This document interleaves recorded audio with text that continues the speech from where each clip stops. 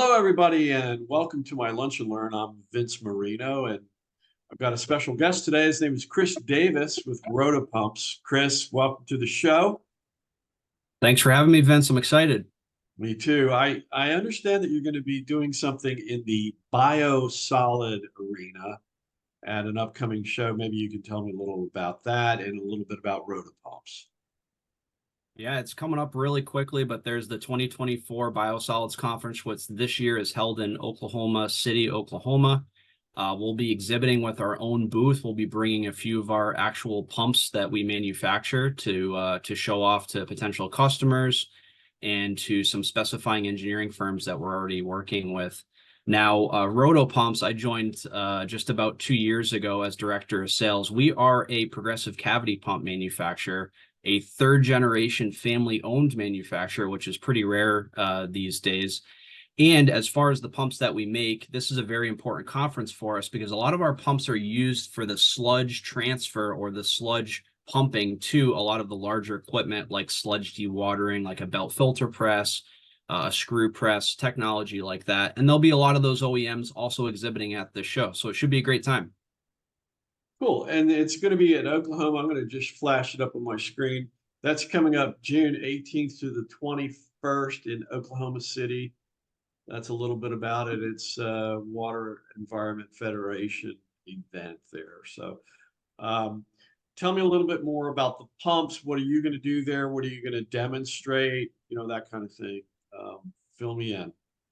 Yeah, so it's an interesting story. Roto Pumps, as far as their North American presence, okay, we're fairly new to this market, but globally, the company's been manufacturing since 1968, believe it or not. It was founded by a gentleman named Ram Gupta, who was a coal miner. He owned a couple different coal mines in India, and basically they had these progressive cavity pumps all over the mine, and he reverse engineered a lot of them and founded the company Roto Pumps. And so we're very strong in a couple different industries, but probably in North America, our biggest industry would be municipal and industrial wastewater, which is why we're exhibiting in this conference. A lot of the technology that we'll be showing off at the show has roots in the mining industry.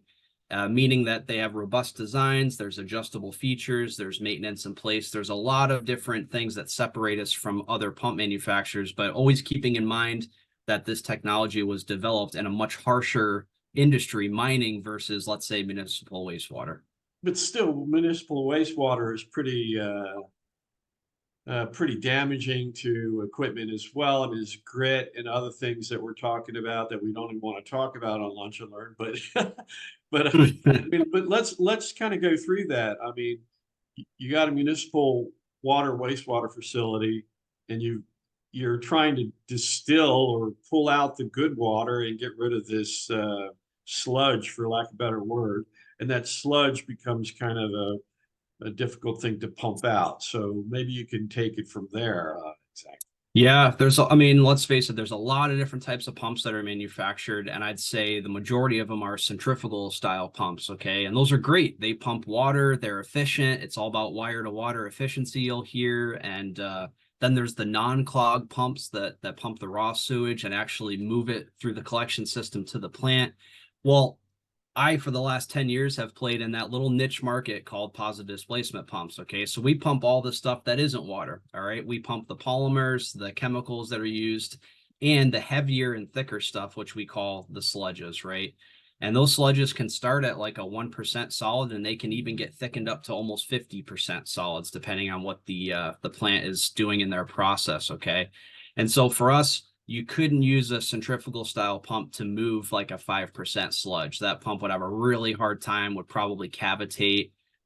Customer would not be happy. Okay. So they have to use other types of technology. And that's where we come into play. Basically, I joke that we pump all the weird stuff. Well, we pump this thick stuff you mentioned about sludge and grit. I mean, that's really what we hear right now in the industry is it doesn't matter, I guess, how good your screening is. You still seem to find some abrasives, some sand.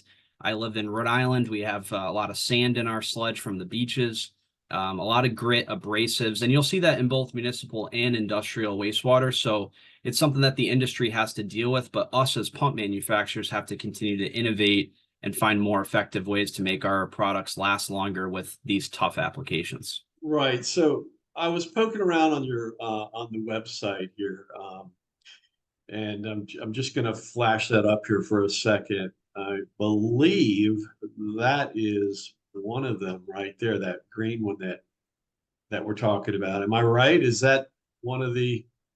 Yeah, right now what we're looking at, those are three different style pumps that we manufacture, but all three of those are used in the biosolids or the municipal wastewater industry. So that first pump on the left, that's a standard progressive cavity pump that we would use to maybe pump sludge to a dewatering machine. That next pump was an open hopper style pump. After the product is dewatered, it can get as thick as, like I said, 50% solid sometimes. And so what we have to do is open up the suction of our pump into a hopper in order to pump what we call cake. And then that last pump, that small one, most people don't think of progressive cavity pumps as chemical dosing pumps, but actually they're phenomenal and extremely accurate and easily repeatable chemical dosing pumps, very low shear also. So a lot of times we are used to pump the polymer to help thicken the sludge. And as far as cake pumping, a lot of times we're also used as polymer injection units, which can help reduce the friction loss and keep the pressure low in an application so that you could use a smaller pump. Cool. Well, you have a very good looking website there. I was impressed. I was kind of poking around a little bit on it earlier. If you have anything else to show, maybe you can pull it up on your end. I think you have the ability to click and share. Feel free. Yeah, I will share my screen here.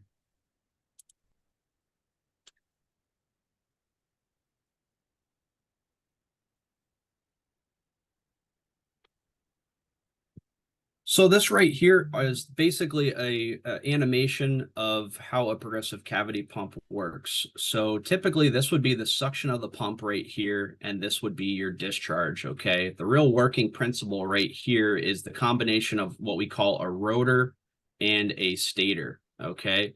The rotor, sometimes people, the actual plant and operators will call it a worm pump, but basically you have your rotor right here, and it's compressed, all right, 20 thousandths of an inch, extremely tight compression on this elastomer here, which creates various cavities. And you can see the blue area on this animation, that's simulating the actual product flowing through the pump, okay? So as the worm turns, it opens and closes these cavities, and it progressively moves that fluid through the pump. Interesting. So the benefits of using this style pump, okay, it doesn't produce like a pulsing style flow. It's extremely laminar, okay, extremely accurate. And that's important when we talk about this biosolid show, because most of the OEM manufacturers of sludge dewatering equipment, they want that laminar flow being fed to their machine, okay? Their machine isn't very happy if it's sending like a pulsing style flow to it. We talked about abrasive fluids. This style pump can move abrasive sludges, no problem. And it's extremely low shear in its design as well, which is important for pumping something like a polymer. And so when we talk about wastewater applications and where to use these pumps, this is really the application. So when we look at shear sensitive products, that's your polymers that you'll be using to thicken the sludge. And when we look at low pulsation, okay, that's basically, like we said, feeding a sludge dewatering press. And then this whole right side here, this really has to do with sludge. When you look at constant or varying flows, different pressures, different viscosities, different solid contents, like we said before, you really wouldn't want to use a centrifugal style pump or any other style pump for those types of applications. And so what I wanted to show off, Vince, is one of our premier products that Roto Pumps comes up with, okay? And it's called the Roto Quick. And let me find an animation for it. Here you go. So this is our premier product line. We've been putting a bunch of these out in North America the last 2 years, specifically to pump sludge to various OEMs for sludge dewatering. So basically, as these pumps run for, let's say, a year or two, the internals start to wear out and the flow rate drops. They're very predictable in how they wear. The rubber inside of that tube just starts to wear away. And so the worm turns in there, but because there's no contact anymore, it really can't move the sludge very effectively. We actually call it slip. Well, what's interesting about the Roto Quick is instead of working on that pump now and shutting it down, you can make small adjustments without taking the pump out of service to basically recompress the rubber in that tube back onto the worm. And so this is simulating and showing that after you've made that first adjustment and put in your yellow spacers, your pump is up and running again with high efficiency. You might get another year or two out of it, and now you're going to have to make another adjustment easily just by using your wrench, loosening and slipping in now your red spacers. And so we promote this as basically an extremely robust option versus conventional progressive cavity pump technology, because you can adjust it and make it last longer. And then the second part of this would be how easy it is to do maintenance on it after you've made those adjustments and the pump is finally toast. It's finally time to shut it down, Vince, get some parts, work on it. And a lot of times you'll hear that customers have a hard time working on these pumps to try to get the stators off. So we have a little bit of a different concept here at Roto, where basically you would remove the rotor and stator as a cartridge and get another one reassembled and slip it in. So we'll just watch this video here. It's about another 30 or 40 seconds long, showing that, as you can see, the piping is left untouched. You don't need to remove any discharge piping. These tie rods come off and are reused, but this large square inspection plate area in the suction of the pump is very advantageous for maintenance crews, because you can remove that, slide the sleeve back, and the coupling rod there splits. And so after you make that split, you'll see here, Vince, that this entire thing is removed like a cartridge. They're about to lift it out right now.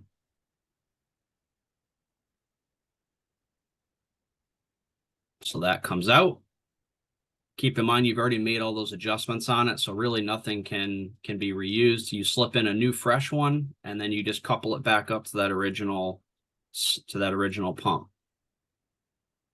And if I'm not mistaken, you would then have it, well, the compression is already set with this new replacement, right? So then you have the capability of, over time, being able to reset the stator again.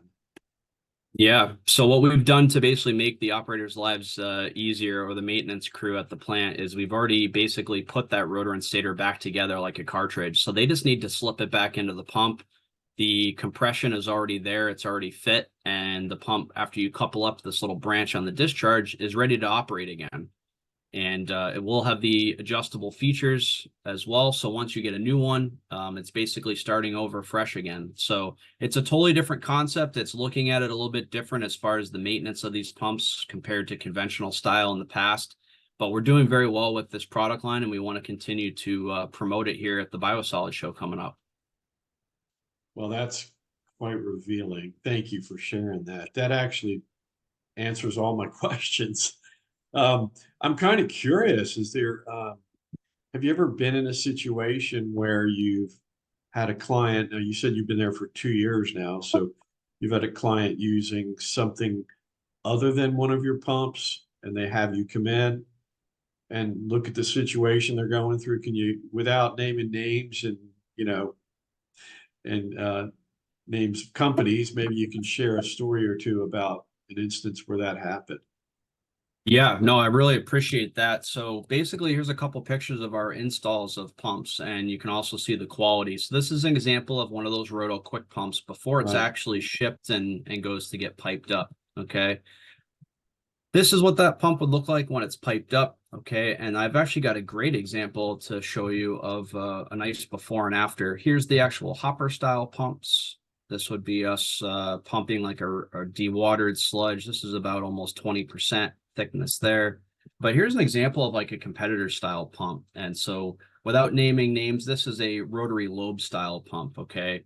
And as you can see, the pump is piped up, has a little bit of a gooseneck looking suction and discharge here, and it's feeding a belt filter press over here. Okay. Feeding the sludge. So there's your before picture. The customer said, hey, we're having a hard time with these pumps, expensive parts, a lot of different reasons that they wanted to go in a different direction, and they really liked our design. So here is the after picture. So here's the before. Customer said, hey, we want you to try to utilize as much piping as possible so that we don't have to spend a lot of money on this retrofit. And as you can see, we basically utilized everything that was already there and slipped in a Roto Quick. And so you can see here, there's your adjustable stator. You can see the color-coded spacers there. The customer is still with a brand new, they have the white spacers in there. But over time, they'll be able to adjust this pump here. And to show you the actual duty of it. Can you go back to the competitive view for a second? I just want to, is that possible to? Okay. Okay. All right. Yeah, please continue. I just wanted to see that one more time. Yeah, so this is technically the suction pipe right here. And right. so a lot of people don't know, but we can use this suction pipe, and we basically coupled it right up to our pump. So our pump actually ran in reverse. We can pull the sludge through here and discharge that way. And then this next slide is us actually feeding. Turn the volume off. This is us actually feeding the sludge to the next stage. And this is where you thicken and dewater that sludge even more on a belt filter press. And the discharge, you can see what that thick product looks like after it's been further dewatered. So that will be transferred to the next stage in the process. But that's basically essentially what these progressive cavity pumps do. That's amazing. That is amazing. Wow.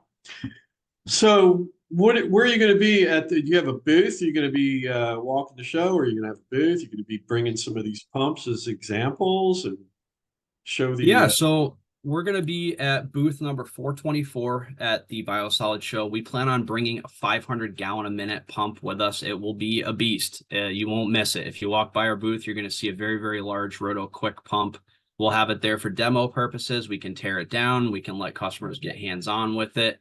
We're also going to have some of our smaller pumps used for polymer injection there.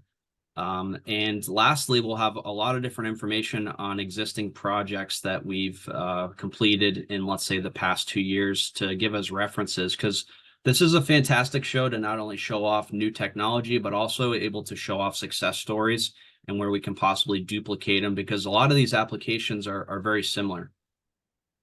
Yeah, it does sound like it's you can duplicate the success stories over and over again.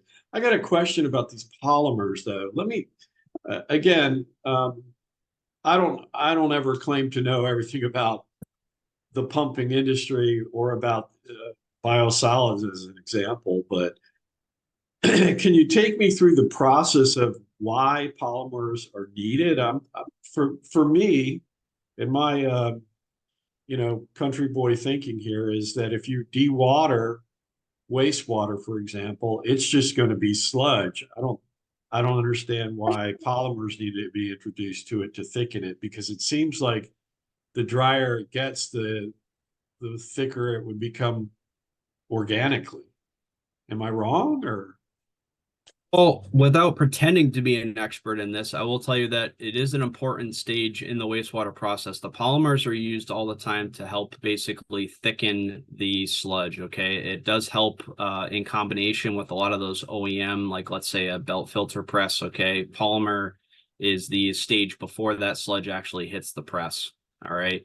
And so when you inject the polymer, there's a lot of different technologies that you can use, but one of the things, if you might even trip over it, but if you were to tour, let's say 10 wastewater plants, I'd say well over 5 or 6 of them would have these style pumps being used for polymer pumping. And there's a couple different reasons for that. One, they're extremely, extremely accurate. But two would be when you look at the internals here of this pump right there, okay, it works exactly the same as our larger pumps that I just showed you. You have your suction, your discharge, and you have your rotor and stator combination here. But it is actually the lowest shear pump available in the market to pump polymer. You have to think of polymer as shear sensitive, almost like a lotion or a cream or a yogurt. Those are the applications that they use these style pumps for, because it gently conveys it. These pumps run very slow, probably 200 to 300 RPM versus a centrifugal that would run at 1700 RPM. And because of that compression fit between the rotor and the stator, this is a great picture of it right here. Because of this compression fit, the product is very little damaged, okay? It basically gently moves it in and out of each cavity until the discharge. And there's a great video I can show you right here. Please, okay? yeah, I'm curious. Yeah, and so this is pumping something similar. This is actually a coconut oil, but a Okay. progressive cavity pump is right here, this tube, all right, where my mouse is. And basically what this shows is the difference between the technologies as far as pulsing and as far as the shear rate. And so again, this right here is a different style pump. This is not progressive cavity. So you can see it's breaking up the polymer, or sorry, the coconut oil, it's shearing it. Okay, a little bit larger footprint there also. And then next to it, you can see coming up, here's the progressive cavity pump. So you can see, look at our pump here. There's no pulsing at all, nice and laminar. There's very little shear. You don't see any of that breaking up, any of that coconut oil breaking up. And so that's why these pumps are used predominantly for polymer. You'll see when we move on, here's some other pumps, right? Like really damaging and shearing that product. So this is a great little video that was put together at a trade show a few years ago.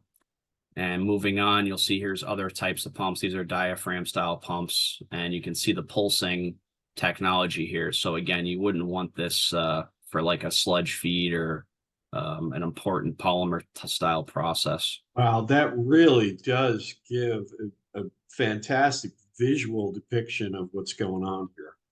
I've always wondered about things like metering pumps where they're kind of like a hose with sort of an orb that kind of moves and matriculates the chemical out. And I've always wondered about that, but in this case, you definitely have a nice, smooth, consistent delivery system without. And you did mention with a smaller footprint in some of the instances, which is kind of Yeah, beneficial. and polymer is like fairly easy to pump also, Vince, as far as like there's no abrasiveness. It's really not an aggressive chemical or anything like that. So realistically, these are robust options, very cost competitive and easily available from Roto. We have our headquarters just south of Charlotte, North Carolina, and that's where we stock about $2 million worth of pumps and parts to service our North American customer base. Awesome. Wow. Well, this has been quite illuminating, and I want to thank you for hopping on Lunch and Learn with Vince to explain a little bit more about these pumps and about the show, about the Biosolid show, where your pumps can be seen at booth number one more time. We'll be at booth number 424, and I'll just share this screen here in case anyone wants to contact us before the show or to swing by. This is my contact info right here.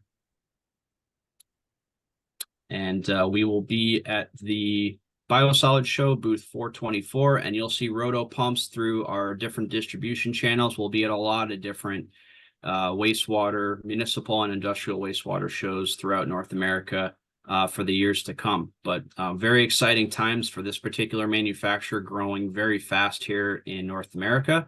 And Vince, I really appreciate you having us on here to promote some of our technology. Well, let me tell you, Chris, it's been a joy. I really do thank you for jumping on and sharing this with me. And, you know, I sometimes leave things to be continued. And in this particular case, I'd like to invite you on for a second one sometime down the road. Maybe we can talk about how these pumps might help in the mining industry. Would that be something that would be of interest to you?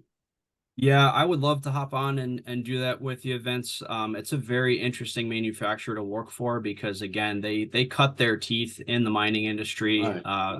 Third generation family owned. I report to the grandson of the founder of the company, and they take a ton of pride in where the company is headed, their goals for North America, but they've established themselves in other parts of the world as a very dependable pump manufacturer, and we just want to duplicate their success specifically in the mining industry overseas and bring some of that here to new North American markets. Well, I think that would be fun, and it kind of lends itself to where I was going with this was, you've become recently a new partner of ours, and we're grateful for that. And as I mentioned, the mining industry, we're doing something called EPIC, the Empowering Pumps and Industry Conference in November, and you guys will be there. So, preceding our EPIC event in at the Colorado School of Mines, maybe we can have another lunch and learn and talk about how it affects the mining industry. But I do want to thank you again, Chris. It's really been quite interesting to hear a little bit and learn a lot about Roto Pumps. Thank you. Absolutely. All right. We'll see everybody at the Biosolids show, booth 424, Roto Pumps. Thanks again. Thank you.